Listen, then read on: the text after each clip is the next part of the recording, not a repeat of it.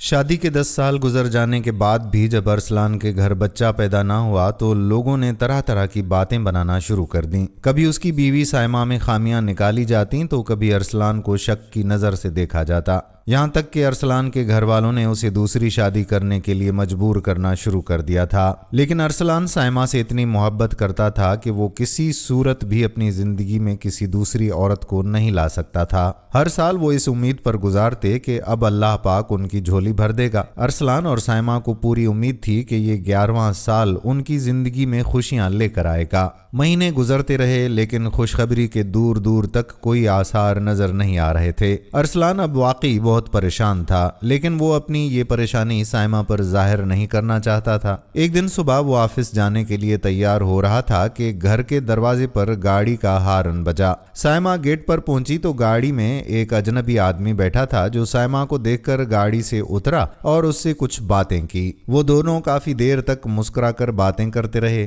اس کے بعد وہ آدمی وہاں سے چلا گیا اور سائمہ واپس آ گئی۔ ارسلان یہ سارا منظر کھڑکی سے دیکھ رہا تھا۔ اسے حیرانی ہوئی کہ آخر یہ اجنبی کون ہے جس کے ساتھ وہ اتنی خوشی سے باتیں کر رہی تھی۔ اس نے جان بوجھ کر سائمہ سے کوئی سوال نہیں کیا کہ شاید وہ خود بتا دے گی، لیکن سائمہ نے اسے اس بارے میں کچھ بھی نہ بتایا۔ وہ سائمہ کے اس رویے پر کافی ناراض تھا۔ شام کو جب وہ آفس سے واپس آیا تو سائمہ گھر کے کاموں میں لگی ہوئی تھی۔ اس کے چہرے پر ایک عجیب سی خوشی نظر آ رہی تھی۔ ارسلان نے اب بھی اس سے کوئی سوال نہیں کیا۔ وہ سوچوں میں ڈوبا ہوا کانچ کے جگ سے پانی نکال رہا تھا کہ اس کے کانوں میں فون کی گھنٹی بجنے کی آواز آئی۔ جگ اسی طرح اٹھائے وہ فون کی طرف آیا۔ یہ سائمہ کا فون تھا جس پر مسلسل کال آ رہی تھی۔ وہ خود فون سے دور تھی۔ ارسلان نے کال اٹھائی تو دوسری طرف سے ایک مردانہ آواز آئی، میں بس تھوڑی دیر میں پہنچ کر تمہیں دنیا کی سب سے بڑی خوشخبری دیتا ہوں۔ یہ سن کر ارسلان کے اندر آگ لگ گئی۔ غصے میں آ کر اس نے ہاتھ میں پکڑا ہوا جگ فرش پر دے مارا جو ٹکڑے ٹکڑے ہو گیا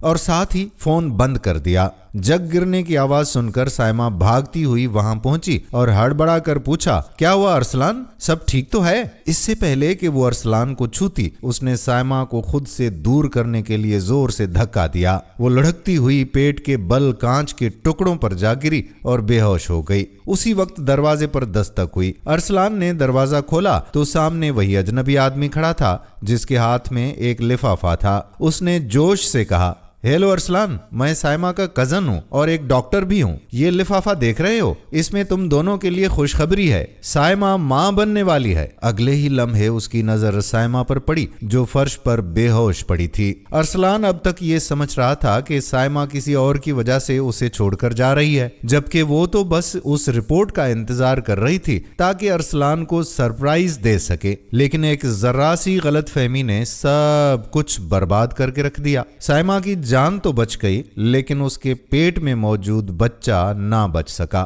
دوستو، غصے اور شک میں انسان اکثر ایسے قدم اٹھا لیتا ہے جس کا دکھ اسے پوری زندگی بھگتنا پڑتا ہے۔ ارسلان کے ساتھ بھی بالکل ایسا ہی ہوا۔ کیا آپ کو لگتا ہے کہ ارسلان سائمہ سے سیدھا سوال کر لیتا تو یہ حادثہ ٹل سکتا تھا؟ ہمیں مشکل وقت میں بات چیت کا راستہ کیوں نہیں چھوڑنا چاہیے؟ کمنٹس میں ضرور بتائیے گا اور ویڈیو کو اپنے دوستوں کے ساتھ شیئر کر لیجیے گا۔